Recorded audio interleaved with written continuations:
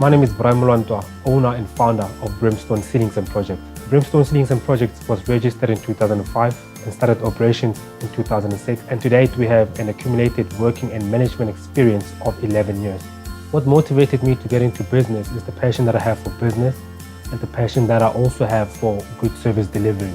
Ceilings and drywall is a route for me to reach some of my bigger goals, which is property. However, that does not discount the fact that I am passionate about the ceiling services that we render. Brimstone Ceilings and Projects specializes in ceiling and drywall installation for both commercial as well as residential clients in the Gauteng area and surrounding areas.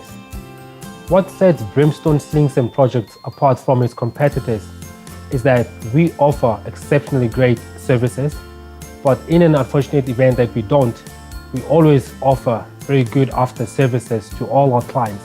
Be it 6 months later, you happen to detect a latent defect, we would gladly come back and help you.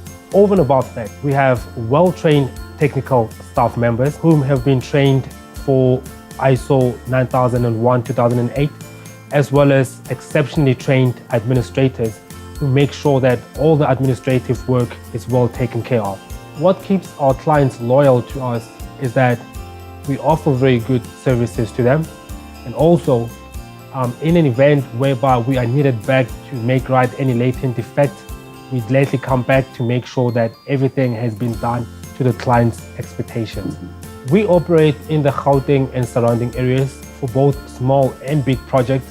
However, do make exceptions for projects that are worthwhile beyond the borders of our province. What makes me a proud business owner is the fact that we are able to deliver quality from the start until the end. That is, from the point of making a call to the point of leaving your house or property for that matter.